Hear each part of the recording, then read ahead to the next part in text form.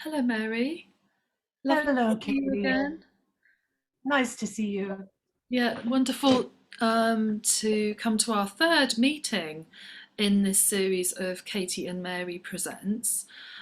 Today we have the topic of lies, betrayal, denial, and shame. And we'll come back to that in a minute. First of all, we're going to introduce ourselves as artists. Um, I'm a British songwriter with Polish roots, and I've written three albums inspired by the Polish Second World War experience: Paszport, um, Polonia, and Providence. And I'm joined by my wonderful interview partner, Mary Skinner, um, who is a I, US filmmaker. I'm going to let you introduce yourself. yes, thank you, Katie. And thanks to everyone who's been watching us so far. We really appreciate it. And I am, as Katie said, I'm a filmmaker.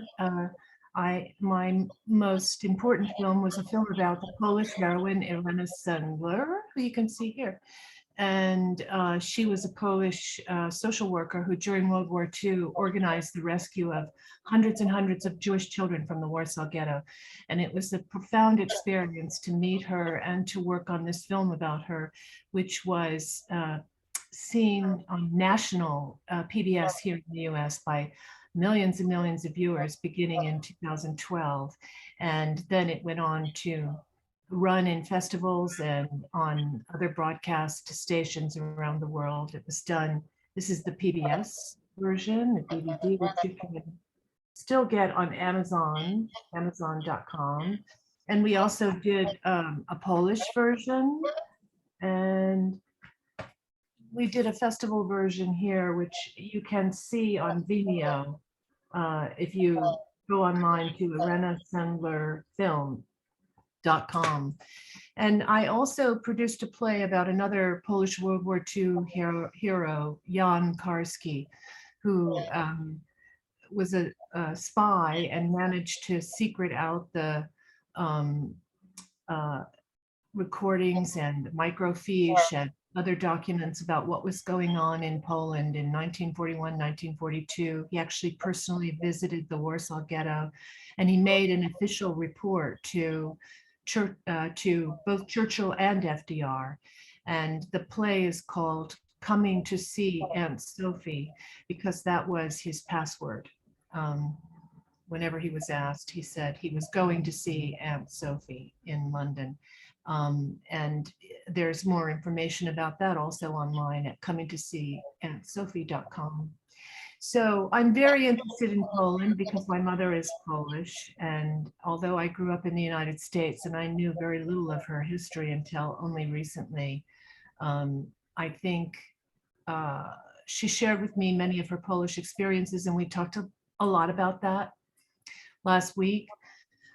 But it wasn't until I started working on this film about Irena Sendler and going deep into the research about the sequence of events that occurred in Poland during World War II that I really began to understand how much of this history had been suppressed and how little of it was known, even within Poland, because it was written out of history books during the Soviet period. And outside of Poland, very, very little was known.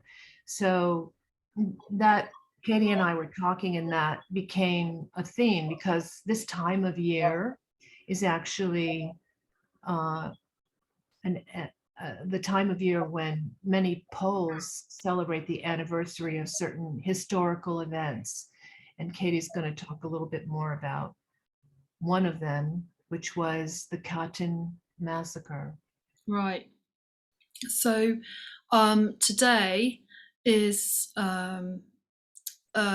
we are in the month of remembrance for the Katyn Massacre, which occurred in April 1940 and was a gross crime against humanity inflicted by the Soviet Union, where over 24,000 Polish officers and personnel of the elite were murdered in cold blood, and it was a mass genocide. And these people were supposed to be protected by the Geneva Convention, but for over 30 years or 40 years, the Soviet Union denied the massacre and told everybody that it wasn't them that committed the crime, but it was the Nazis. And with this commemoration this week and this month, brings up a lot of trauma for people, either connected personally to people that they've known in the Katyn Massacre, but also it brings up trauma for people who are now in the war zone in Ukraine, who are witnessing and experiencing and have already passed away due to the murderous, torturous techniques of what is now Russia, what was then the Soviet Union. And we are all too familiar now, especially with the news reports that we're hearing about the war crimes and the crimes against humanity. For Polish people, unfortunately, Russian aggression and the levels of it, unfortunately, that is not a story that is new to us, especially in 2010 when we had the Smolensk plane crash. There's been a lot of discussion about that, and many people believe that, you know, the delegation of 96 Polish elite presidential delegation that was on the way to the 70th anniversary of the Katyn Memorial, that delegation, well, it's a big coincidence that the plane crash happened, which also included people who had witnessed gross atrocities from the Soviet Union prior to that journey. So we, as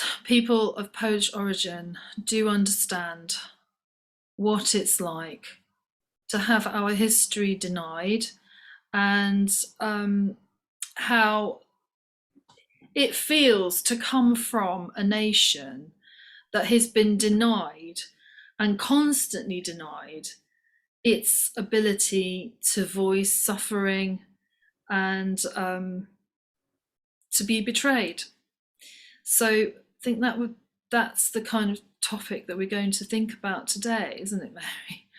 Right, because Katy and I were both talking about this as artists who interpret these events and who have experienced the sort of reverberations of this legacy. And the legacy is that this is a nation that time and time again was invaded and betrayed by those it thought it was, who were allies, its allies. And then historical events were covered up and lied about. So that's an experience that we, as I also, Katy and I both have the experience of growing up in Western nations. But for example, in the US, there is no equivalent. There's no equivalent to that kind of an experience, to having the rest of the world understand a completely different history of your country than you yourself know to be true. So what does that mean? What does that mean for how you go forward in life, you know, and what kind of art you create and what kind of relationships you have? To some people with this legacy, it doesn't matter. For others, it's extremely profound. And one of the things about this Carton Massacre, which is important to know, is that it's the equivalent of every single US general these were the highest level commanding officers of the Polish army. They happened to be in Russian territory when the Soviets invaded, and they happened to be taken to the Gulag and disposed of, summarily shot in the back of the head and buried in shallow graves. But all of their families wondered for a lifetime what happened to them, and no one talked about it. And many people knew. So you have, try to imagine in a Western nation, your highest level commanding officers disappearing, and the wives and families and all the people who worked for them and all the people who worked side by side with them, not knowing what happened to them. And later being told that one thing happened to them, which was not true. And only later, if some of them, if you know, some of these families are still alive to find out that it was the Russians who committed these crimes.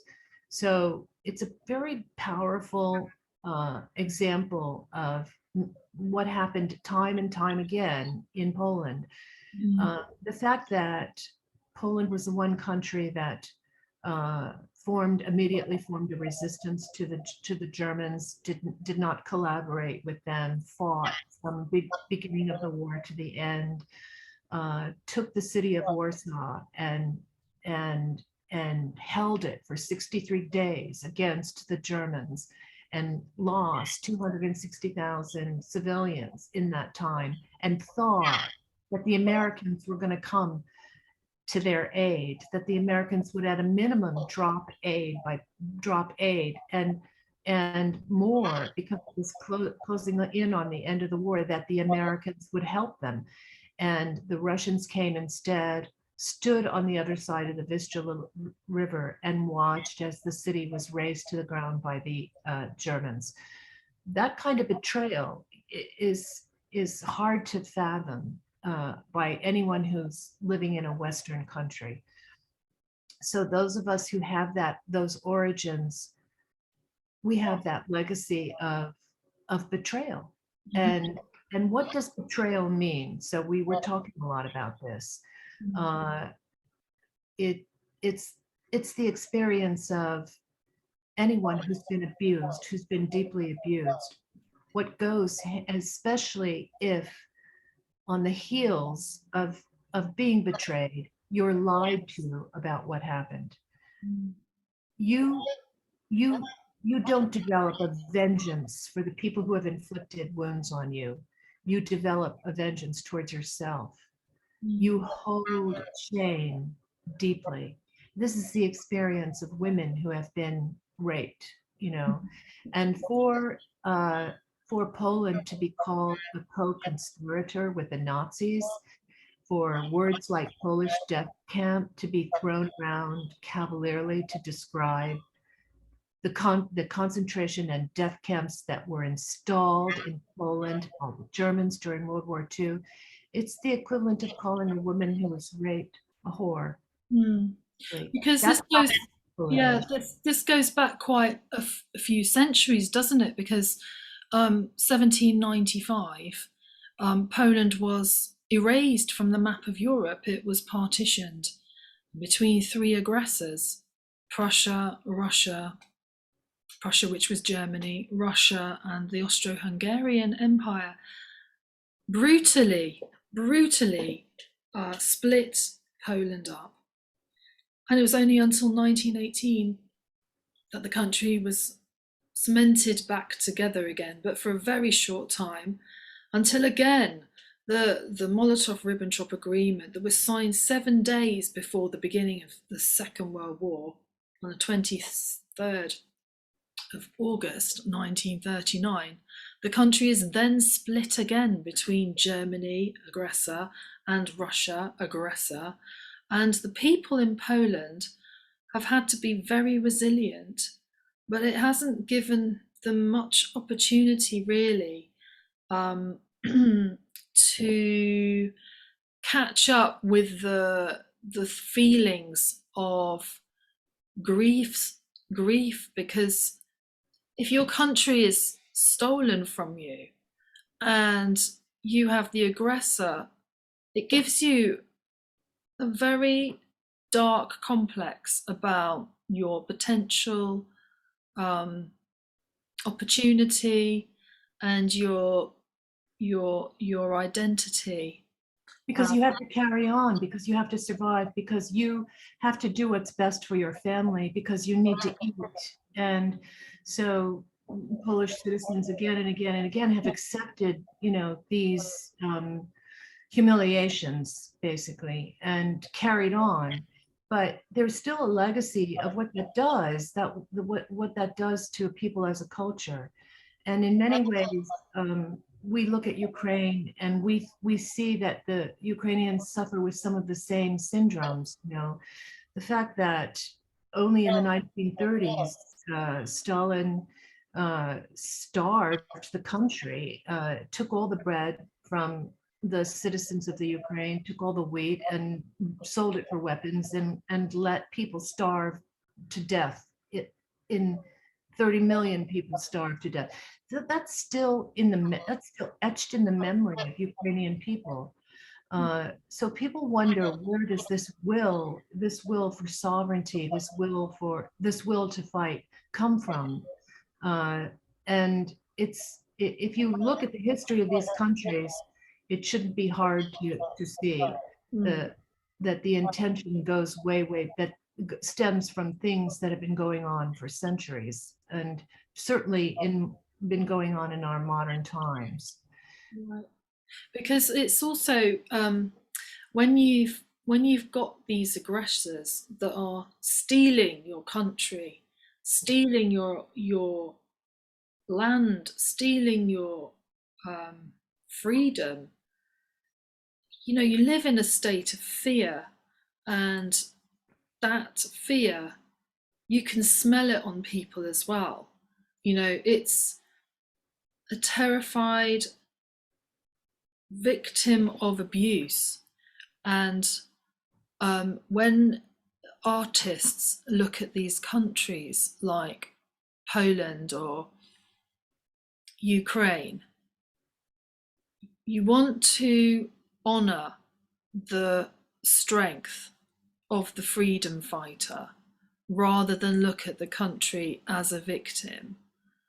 But yet the media can be very, very cruel and not really understand the semantics or what's underlining the patriotism, and have pointed the finger at abused countries like Poland or Ukraine, and are using communist Soviet tactics. Say, for instance, Putin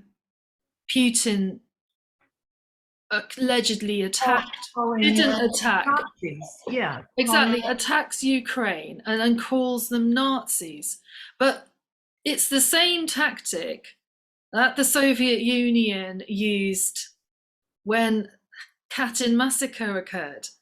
It's the same tactic that the Communist Party uses and abuses. And what we have to remember, patriotism is not far right. Patriotism is the right to live in a country in freedom. And only those people who have lost their freedom or it's threatened know what I'm talking about. Anybody who has not ever been in a country or lived in a country that has lost its right to be free, to have freedom of speech, freedom of choice, a free world. That is why countries like Poland and Ukraine are standing together, because they understand what it's like to be under the thumb of a dictator. And it's, abuse on a global scale, and it's directed back at these countries. What I cannot understand is when people call either Poland or Ukraine far right or Nazi after what they've been through, after having, like in Poland, 3,000 German concentration camps on Polish soil. There isn't one person in Poland that doesn't understand what a concentration camp is, or has had one person in their family in one. I mean, I'm speaking, as a granddaughter of my grandfather, Polish grandfather, who was Auschwitz number 22661. For the idea that somebody would call me a Nazi because I happen to want to understand what my Polish roots are and have a sense of being patriotic, it just is absolutely deplorable in all senses of the word. I cannot understand it, and the media does not employ the same tactics as it uses for the West to these brutalized and abused countries. They have to be given a chance to grow into countries again, because they're only very, very young countries. Poland, only became independent in 1989 and has a lot of growing to do. It's done really, really well in 30 odd years. Young sovereign countries, young countries that it's only since what Ukraine has been asking for is the right to duly elect their leaders, to publish freely in their newspapers, for people to have a trial before they're imprisoned or poisoned to death, excuse me. Yes. So these are kinds of like basic rights that we take for granted in Western countries that are cherished in these countries and are relatively new for the citizens of these countries, these kinds of rights. And so the passion that you may see for that is the new patriotism, it's the passion of someone who's been treated unjustly for centuries and finally wakes up. There's only two paths. You can go towards that kind of embracing of self, embracing of national identity, patriotism, and a passion for that, and a passion for your culture, and maybe that's extreme. But the other extreme is you die of shame, and because shame kills. And your mum, you were telling me the story of her, eccentricities. You're talking about it in the last. Because so little was understood, and she came to this country in the 50s, and she was a college student, and God bless the Ladies Altrusa Club in San Diego, who gave her a scholarship to come and study at San Diego State. And they were a very forward-thinking group of women who formed an international club and were trying very hard to help refugees to get a higher education in the United States. But the vast majority of students that my mother associated with had no idea. They knew the American World War II story. They knew the World War II story about the boys coming back. They knew nothing about what happened in Poland. They did not understand my mother's experience, and they didn't understand the complexities, because at that time, the US was still allied with Russia. So my mother could never talk about Russia. She had a very hard time explaining any of the historical dynamics. And after a while, she just quit. But she would see things on the news. She would hear people talking cavalierly at dinner table and at social events, and she'd try to say something and she'd be put down. But it was difficult for her, and after a while, she started to just lose her mind about it. I mean, she was constantly silenced, wasn't she? I mean, constantly silenced, yeah. And it's because there just wasn't, the only way to put it is that at the time, there was no lexicon in America for her experience. there wasn't even a way of talking about it. And she would go to the book club and ask people to read One Day in the Life of Ivan Denisovich. And they thought she was nuts because they wanted to read the latest mystery novel. But she wanted people to understand that hundreds of thousands of innocent people were being interred in the gulag and forced to, into this slave labor, upstanding citizens, and that Americans should be aware of some of this. And later she got all crazy about, we were reading in school, the Autobiography of Malcolm X. Oh, wow. She loved this book. She loved this book because for her, it explained her own experience. And she wanted the book club to read the Autobiography of Malcolm X because she wanted to say, here was a good man who ultimately was taken down by his own people. He was betrayed by his own people. This was the point of the whole book for her. And no one really understood what that meant, but the Polish experiences of being betrayed in many ways by your own people, because Stalin was very crafty in the way he implemented the takeover of Poland after World War II. And he installed, diehard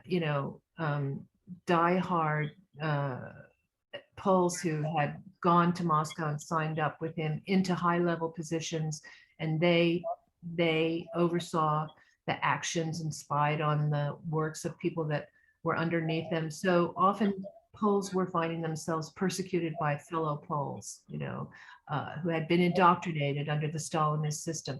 And so people had been turned against each other. And this is still going on. Putin is very, very good at this. I think he's died in the world trained in this KGB tactics. And he's also trying to manipulate our own country with all of this hacking of computer systems and elections. It's not deliberate, it's not strategic, but it's enough to upset people and pit them against each other. And that's a tactic, it's a tactic. And it's the same tactic that the Gestapo used in the Second World War.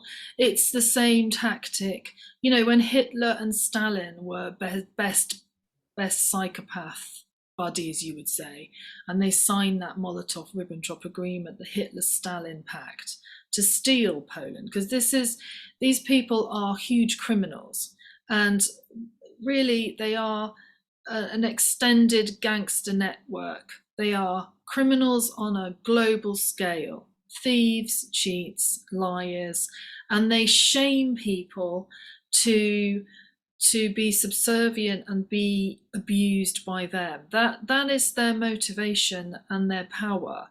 Like Stalin said, one is a tragedy. One person dying is a tragedy. 100 people dying is a tragedy, but 1 million people dying is just a statistic. So the Putin is really Stalin's apprentice. Stalin was never Uncle Joe. Never was he an uncle to the West. He was mass psychopath who inflicted the murder of 350 million people, and mostly his own people. So the betrayal to his own people, and Russians know that very, very well. They know, every single person in Russia will know somebody who's been in a gulag. But yet they still have something in them that makes them defiant to this monster, this brainwashed system. Where does it come from? It must come from this. Where does it come from? Well, okay, it's the ideology and its power. I believe, we are just throwing around opinions. This is my opinion, but I believe that power, that kind of power can ultimately corrupts, and so you have an ideology that starts with the premise that whatever you do is okay because the ends justify the means. You start with that premise, right? because we're going to implement this new, new ideology all around the world, and life is going to be better for everyone, for the working man, for everyone. But in the meantime, we might have to do away with 20 or 30 million people here or there, right? But the ends justify the means. So if you're a psychopath, what better calling card could you have? You know, it gives you permission to do whatever. You have the a free pass, right? And it's Silence of the Lambs. Right. Silence I of the don't Lambs. say that, so these leaders, these psychopathic leaders, dictators that have taken over and implemented these programs, they're not adherents of any ideology. They just used the ideology to advance their own agenda. And that's what's really sad about the whole thing. And your mother was a victim of that. She was a poor young girl who had to endure the Holocaust, a concentration camp where people were murdered on a daily scale, a daily, hundreds, if not thousands, were murdered every day. And it must be very difficult to grow up knowing, well, not knowing what your mother had gone through, because I'm assuming that this betrayal of her childhood, of her country, of her identity, she wasn't able to really maybe express that to you and make you understand. Maybe she had no words really to express that pain. Yeah, Katie, I'm glad you're bringing it back to the personal, because really this is about the personal. So here's what I can say. Because of my mother had this experience where she endured the brutality, and then she pulled herself up by the bootstraps. She worked very hard. By the time she got that scholarship, she could speak 3 languages. She learned to speak German in those camps so that she could get a little bit of sometimes she could do a job for the commandant where she could be in a warm place. Horrible jobs she was doing for these guys, but because she could speak German, they let her live, basically. She could also speak Russian. She had grown up because her mother and father had endured the Russian occupation before 1990. So they spoke in Russian whenever they didn't want the children to understand. So most Polish kids of that era, a lot of them spoke Russian as well. She spoke 3 languages.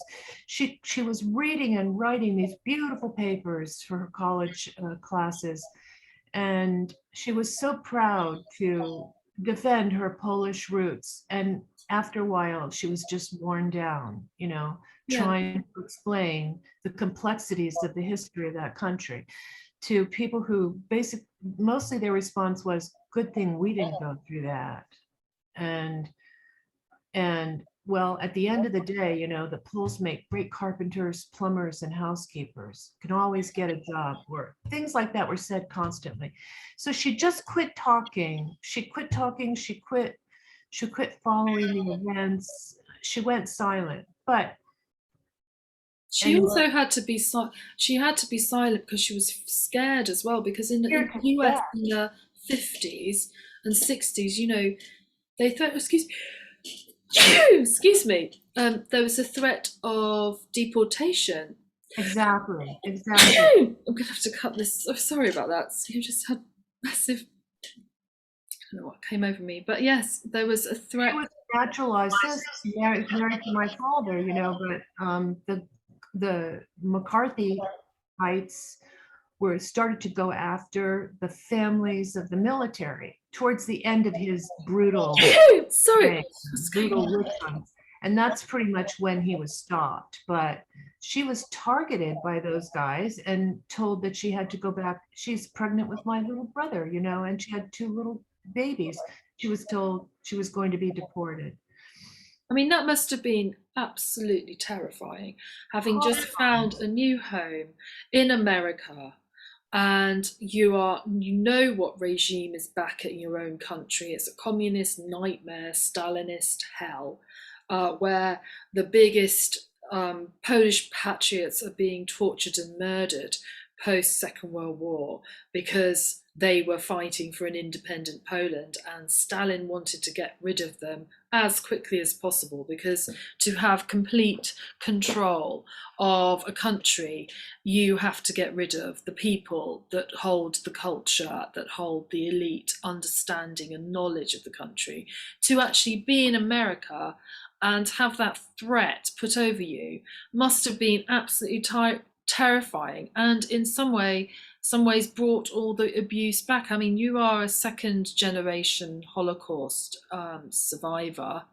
I can say I am a third generation Holocaust survivor too. And there are definite traits of ancestral trauma that do come down the generations, and you've seen a lot of that with your own mother.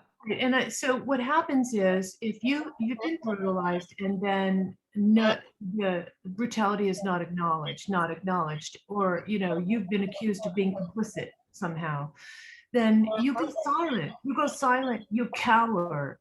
You are very careful about what you ever say again. And my mother was so intelligent. She was so articulate. She was so well read.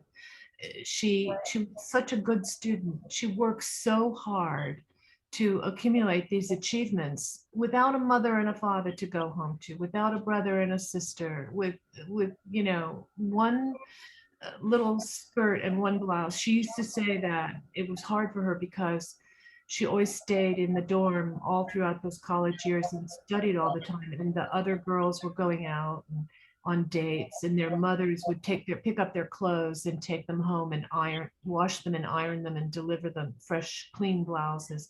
And she only had one blouse and one skirt the whole time.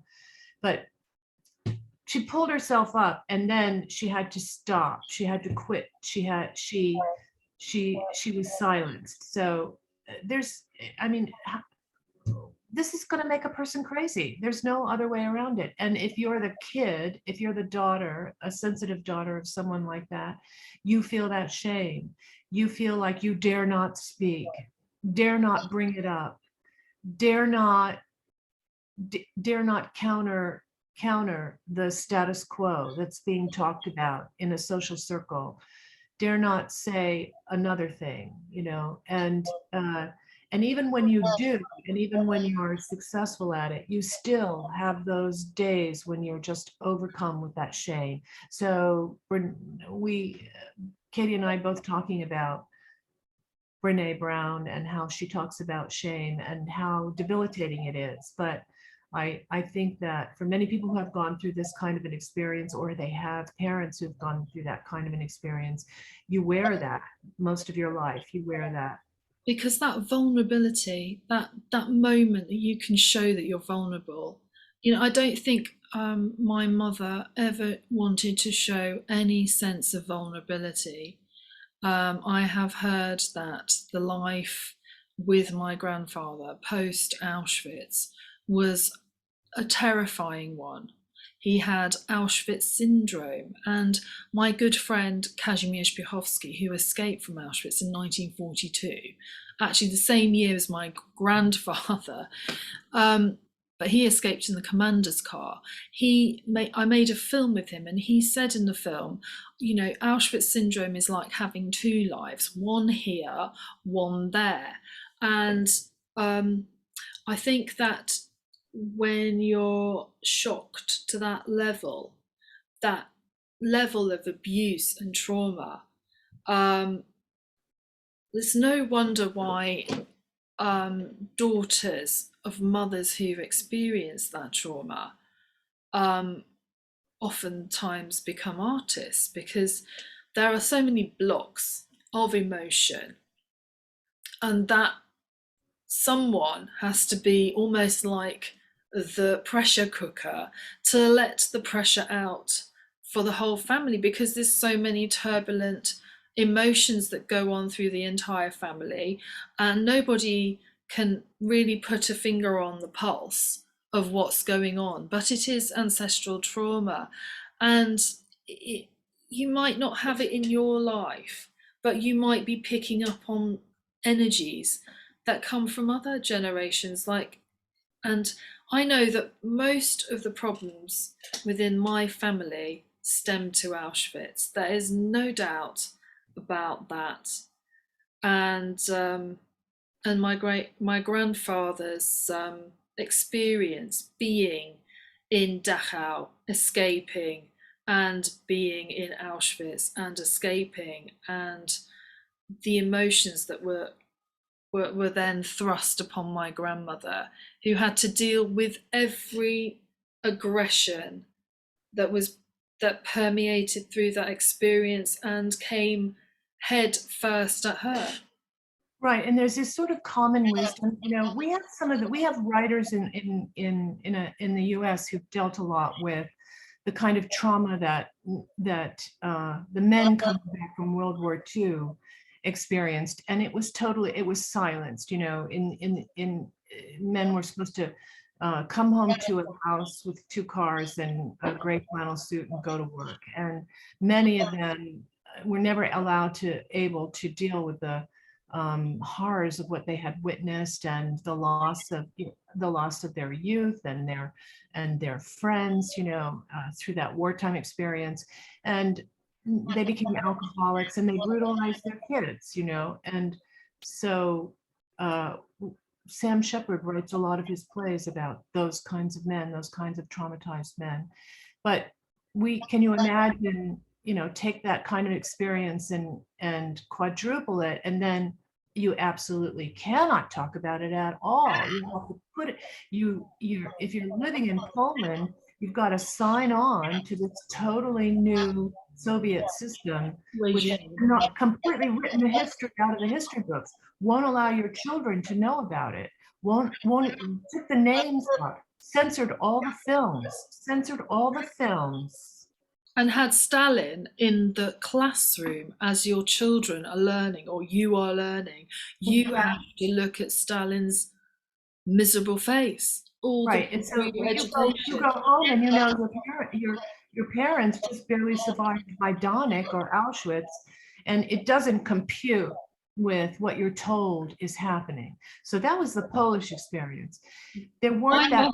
Yeah, sorry. And that was my mother's experience. And is it any surprise that she became brutal?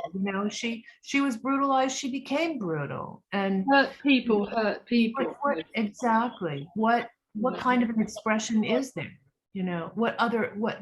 How else do you stay alive?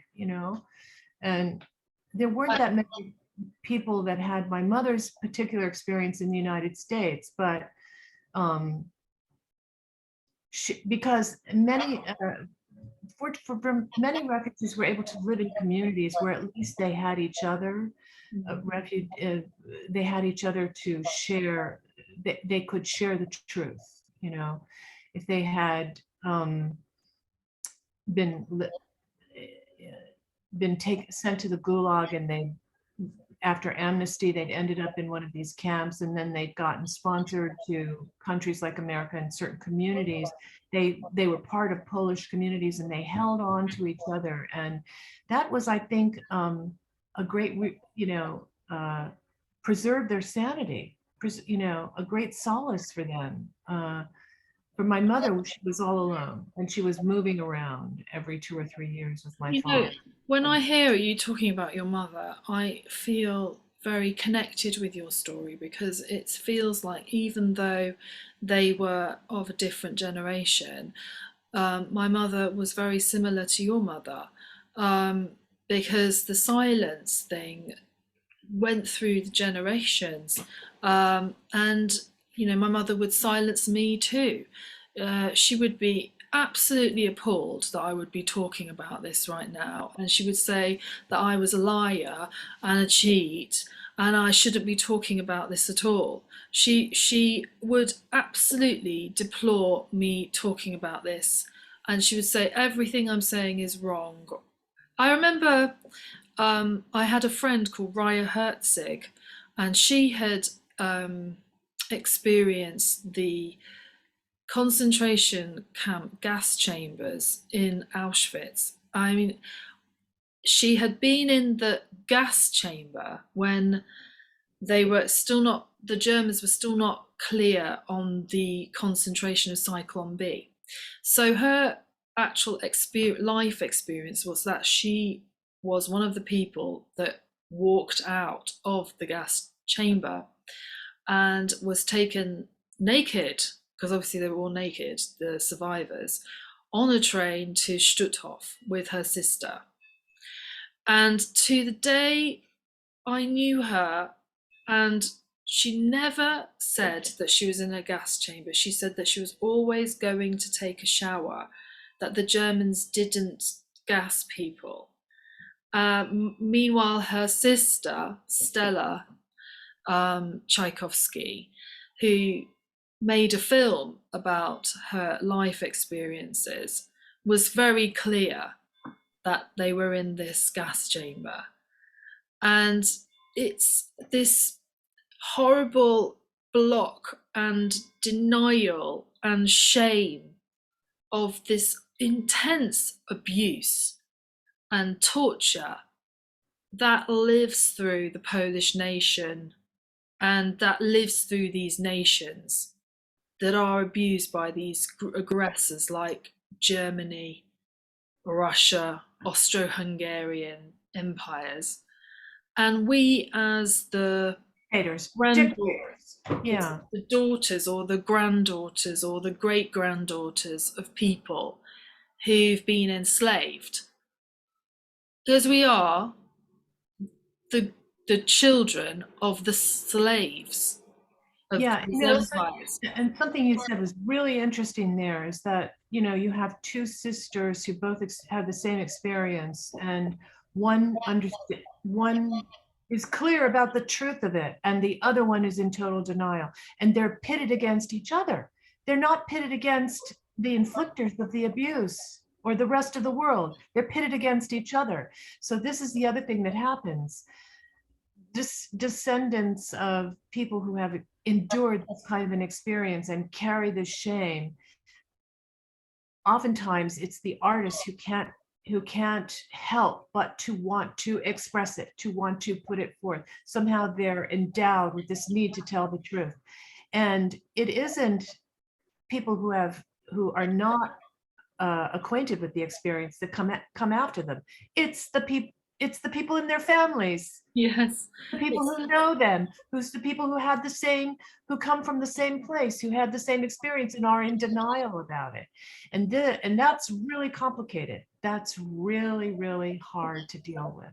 and And then you'll have the black sheep of the family, right, and then you'll have the golden child, and then they'll be pitted against each other, and right. you have the divide and rule tactic thing that goes through abused children. I remember reading a bit of Oprah Winfrey's book actually, and in the first few pages she talks about her experience as a child, and I think she was touching some water in a bowl, and her grandmother went mad and just literally took a stick off a tree and started beating this little baby that was Oprah Winfrey at the time.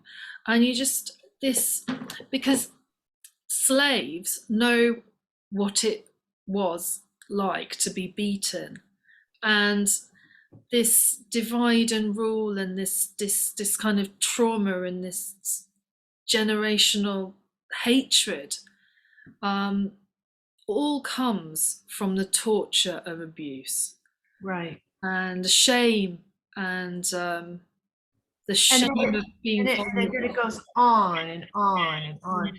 And so when I think about Ukraine, the one thing that occurs to me that I feel is so terribly, terribly important is there is a tendency in the media and in small conversations amongst people to say what, to believe the propaganda, to say, what did these people do to bring this turmoil upon themselves, must be part of the Ukrainian personality. You see those things, you see comments like that made all the time. And I beg people to take a second look at their history, take a second look at what this country has been through as a culture, as a nation. torture. fought, torture. how hard they fought, yeah, and what they're fighting for now, and have empathy, because sometimes these people from these abused histories are not the easiest to like, you know, Well, um, that they've had like harsh. your grandfather, right? My grandfather, yes, complicated character, and somebody who had, been had experienced hell and escaped from it, but never really left the hell behind. So carried that hell, and that permeated into gross abuse within the family structure and the children and the mother and my grandmother, his wife, and probably to other people too. And it was for me a saving grace that I met Kazimierz Piechowski, who had escaped from Auschwitz. And when I met him, unbeknownst to me, um, I didn't know at the time that my grandfather had always or also been in Auschwitz, because I never met my grandfather. So the universe, if you like, the energies that were very strong in my DNA drew me to Kajik so that I could go on this journey, so that I could have this creative journey and to understand and find out what it meant to be patriotic and Polish, and also from a survivor, from an escapee. In fact, my own grandfather escaped. I couldn't have found a better person than Kajik to take me on that journey. He was my guide in Poland and my best friend, I have to say. Kate, what do you think is the most powerful thing you learned from Kajik? Kajik was my friend, and I think friendship is something that is more powerful than and love of a friend.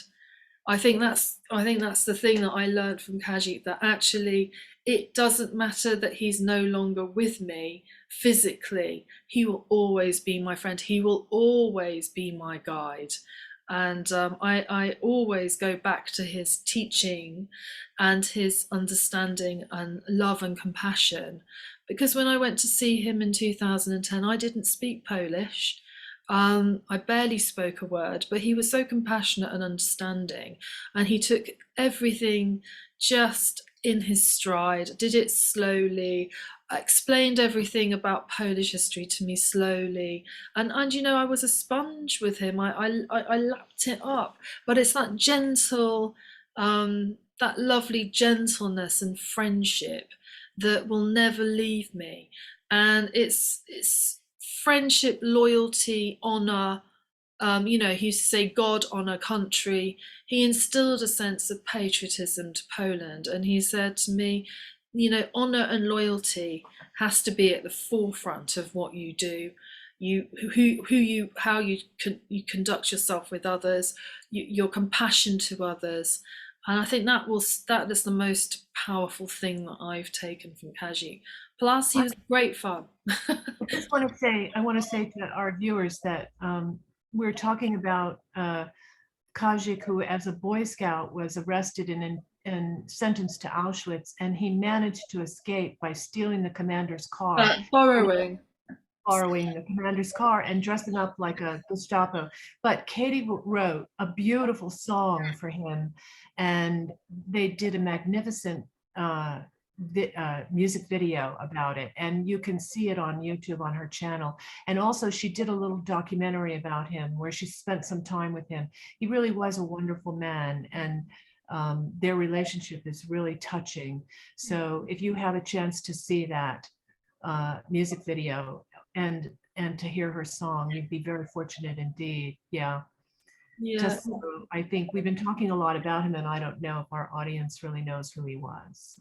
Yeah, he was my best friend in Poland, and yeah, if anyone wants to see it, it's Kazik Films. So it's KAZIK film.com. You can see it there. But what a wonderful thing, and a great question from you, Mary. I have to say, because I often think about him and know that he's always there with me, you know, as my mother. Both of our mothers have passed away, but we know that they're always there with us. And actually, they are our best friends now. I mean, I'm sure that they're propelling us together to make this, and so that we can give a window into our lives as creative individuals, so that hopefully helps other people who may be going through this in their own communities or their own lives. Because it certainly isn't only ancestral trauma, goes through many, many different cultures and different, backgrounds. So I'm sure people from all places on the planet can relate to what we're saying here. Very much. Mm. Do not be ashamed. Have no No. fear, and do not be ashamed. Mm. So I'm thinking you have a song for us today, Katy. Yeah, well, we are enriched by our family history. We certainly are. However difficult it is to survive the family, we are definitely enriched, and actually, you know, we are examples of survival. Have to say, you know, Mary, you're a survivor. So am I. Yeah. So I have actually, I think due to the topic that we've been talking about, betrayal, I might well sing Red, Red Rose. It's inspired by the transportation of Polish people to the gulags. And in the middle, yeah. Many of them were the families of those officers who were shot in the back of the head by the Russians in the Katyn Massacre, which we are celebrating this time of year. And Susan, actually, when she was designing this train with the red star, this is a picture I took with Kazik, actually, in a park called Park Shimbak near Gdańsk, and they've got an example of a train, that one of the trains used to transport people up to 3,000, 5,000, 6,000 kilometers from Poland on these trains. Sometimes it would take 2 weeks to travel to the Gulag concentration camp system imposed by the Soviet Union. I think there are over 3,000 gulags across the Soviet Union, and yet Putin has denied repeatedly to create a museum for the victims. And we're talking over 400 million victims, and obviously not only in the 20th century, previous centuries to that. You know, there are roads made out of human bones in Russia. That's how drastic and horrific it was. So yes, I made this song, Red Red Rose. I dreamt of you, red red rose, when I knew I couldn't find my way back home. I dreamt of you, red red rose, when I knew I couldn't find my way back home. Home, past those German soldiers, home, past those Russian soldiers, hiding under the velvet curtain, hiding under the iron curtain.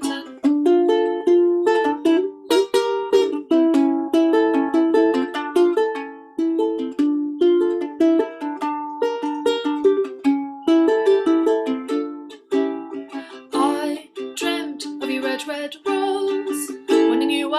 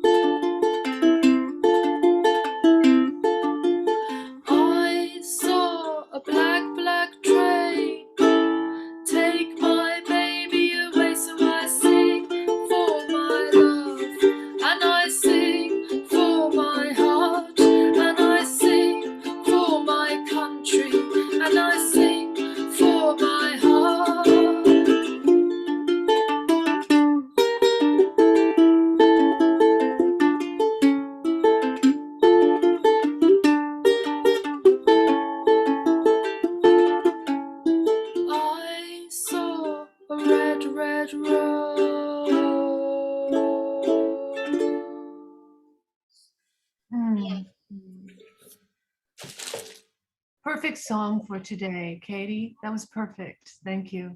Yes, we remember, pamiętamy, all the victims of the Katyn Massacre, the Smolensk plane disaster, and of course our friends and family in Ukraine who are being terrorized every day by Russian aggression.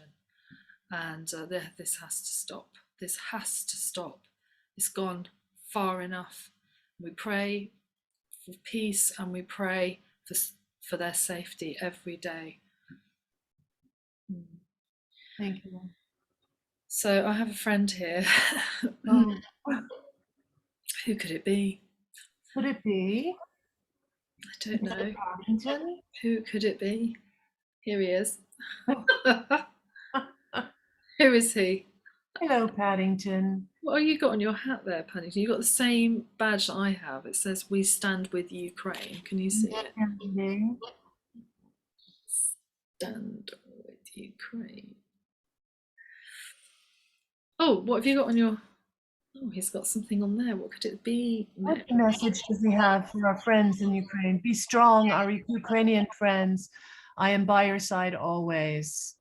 Oh, He's reminding us of that message. I think he gave us that before, but he's reminding us, be strong, be strong. He's by your side. We are by your side. Yeah. There you go. And you've got a rosette, Paddington, with I love Poland as well. There you go. Love Poland. There you go. Paddington, our very best friend. And of course, we love him because Mary, why do we love Paddington? Oh, because Paddington has the voice of our dear president of Ukraine in the Ukrainian program. We're so proud to know that. We love President Zelensky, we really do. Yeah. He reminds us actually of another wonderful hero from the Polish history, Rotmistrz Witold Pilecki, the cavalry officer Witold Pilecki, who was a huge patriot of Poland, and he would have loved President Zelensky for his bravery, because he didn't leave Poland post Second World War, even though he could have done. He stayed on, but in 1948, unfortunately, was brutally murdered by the communist state for being Polish. Such a brave man. Brave man. And so on that note, we want to remember everybody who have survived abuse and horror. Yeah.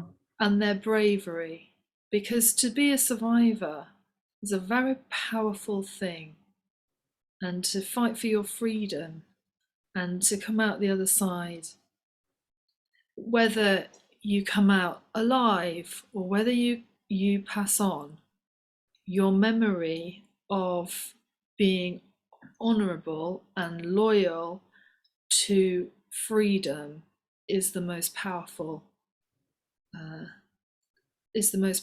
thing that you can live for. Most powerful example. And I would say further, don't be ashamed and keep telling the truth. Slava Ukraina. Slava Ukraina. Yes. Thank you for today, Mary. Thank you, Katy. Thank you, Paddington. Bye, everybody. Thank you for listening. Bye.